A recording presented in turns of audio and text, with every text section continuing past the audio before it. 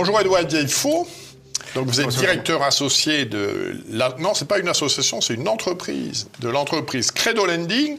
Alors c'est quoi votre raison d'être, votre raison sociale? Alors on me pose souvent la question, comment lier sa foi et ses investissements? En somme, comment faire du bien avec son argent, avec son épargne? Rendez-vous chez Credo Lending. Nous vous proposons de prêter à des projets de la communauté chrétienne, où nous vous proposons d'investir, de devenir actionnaire de projets de la communauté chrétienne.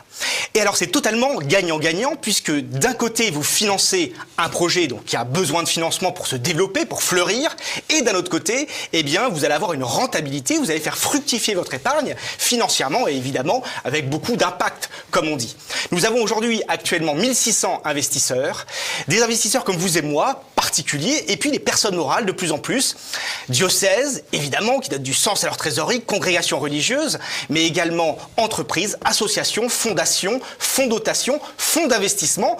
Tout le monde est bienvenu chez Credo Lending pour donner du sens à son argent. Nous intervenons dans 5 thématiques, des thématiques à enjeu, parce que nous sélectionnons notamment les projets par leur structuration, leur solidité, mais également par la réponse aux enjeux de notre civilisation du moment. On va avoir des exemples très concrets.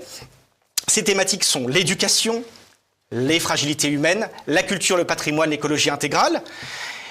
Et donc, d'une manière très concrète, comment ça fonctionne? Le projet tape à notre porte, nous demande des financements, cherche des financements. Nous allons construire avec lui, eh bien, l'instrument financier que nous allons proposer aux investisseurs. Alors, le premier de ces projets dont vous souhaitez nous parler, c'est la foncière Oikos. De quoi s'agit-il? Alors, d'abord, quel enjeu? En 2000, nous avions 60 000 religieux, religieuses. Aujourd'hui, ils sont 20 000. Chute continue, brutale. Et puis, cerise sur le gâteau, si vous me permettez l'expression, 60% des religieuses, qui est la part la plus importante de ces 20 000 religieux, eh bien, ont plus de 85 ans. La conséquence, eh bien, c'est laquelle? C'est notamment une des conséquences importantes de cette chute, c'est que vous avez de plus en plus de biens d'envergure, de biens immobiliers, d'abbayes, de monastères, magnifiques bâtiments, eh bien, qui sont contraints à la vente avec cette chute. Qu'est-ce qu'on en fait?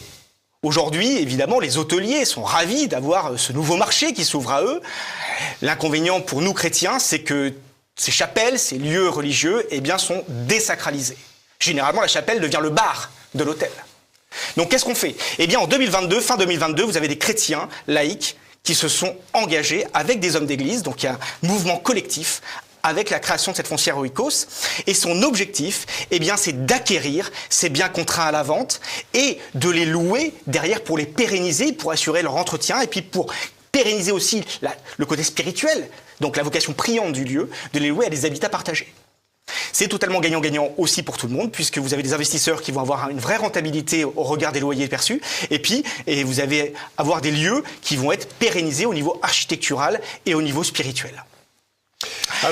Le premier lieu qui a été sauvé en fin 2022, c'est le Carmel d'Avignon, un lieu magnifique avec un jardin d'Éden dans les remparts, dans le cœur de ville d'Avignon. Un magnifique projet. On a levé avec Credo Lending pour ce projet eh bien, un peu plus de 2 millions d'euros pour sauver et pérenniser ce Carmel d'Avignon. C'est désormais fait. Ensuite, il y a eu le patronage Square-Guillot dans le 15e. Nous avons eu le couvent du Cénacle de la Louvet en Ardèche verte, un petit bijou architectural qui a été aussi pérennisé grâce à la foncière Oikos. Et aujourd'hui, nous venons vous voir pour un nouveau projet, 4e potentielle acquisition.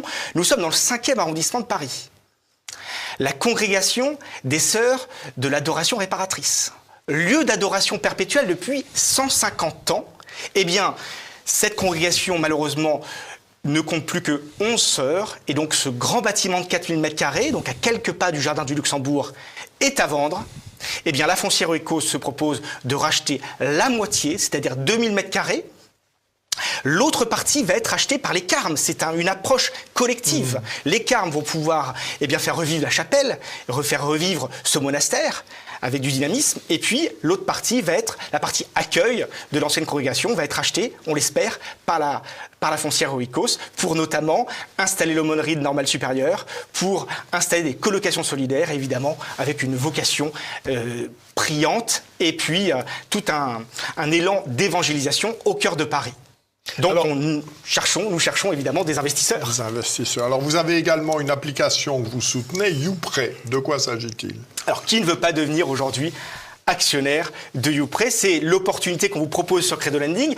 Qu'est-ce que c'est? On a un problème, entre guillemets, nous chrétiens, c'est la prière quotidienne. C'est compliqué d'y penser déjà à travers nos emplois du temps, dès le matin, dès le soir. Bon, on est un peu dans notre vague du moment. Et la vocation de cette application, c'est de nous faire penser déjà à la prière, d'une part, à travers des notifications, mais surtout de proposer un outil extrêmement exhaustif pour prier. Vous avez évidemment l'évangile au quotidien avec son commentaire qui est en mode audio. Tout est en mode audio, ça facilite évidemment les choses, parce que vous pouvez aussi bien l'écouter dans votre voiture que dans le métro, que dans les pauses au travail, que le matin au petit déjeuner. Vous avez des retraites, vous avez des parcours spirituels, vous avez une offre extrêmement exhaustive pour le chrétien, pour justement faciliter sa prière quotidienne, donc avec son téléphone, l'application YouPrêt à télécharger. Allez sur youprêt.fr et donc nous vous proposons de devenir actionnaire. L'application a été créée en 2020, elle a 5 ans. L'application a été aujourd'hui créée, aboutie, approfondie. Le produit est, j'ai envie de dire, dans sa substance moelle parfaite. Et donc maintenant, il faut des moyens à cette entreprise pour se faire connaître cette application en France, mais aussi vocation internationale pour que tous les chrétiens puissent avoir un outil efficace pour prier le Seigneur notre Dieu. Alors, vous nous aviez parlé il y a quelques mois du projet des Mères de Fangeau, projet d'hospitalité pour les mères anciennes, Mères de Fangeau, qui viennent cette semaine de célébrer de manière fastueuse les 50 ans de leur congrégation. Alors, où en est-on de ce projet?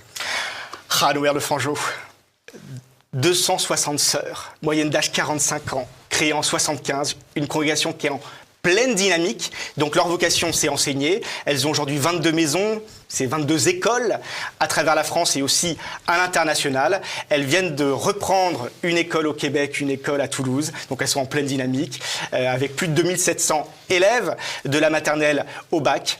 Et donc en effet, elles fêtent leurs 50 ans. Et quoi de plus beau pour leur anniversaire des 50 ans que d'avoir acquis, enfin, elles le cherchaient depuis longtemps, une hospitalité, un lieu parfait pour leurs anciennes, qui est à quelques pas de leur bastion, puisque leur bastion c'est dans l'Aude, à Fangeau. À quelques pas, vous avez Montréal.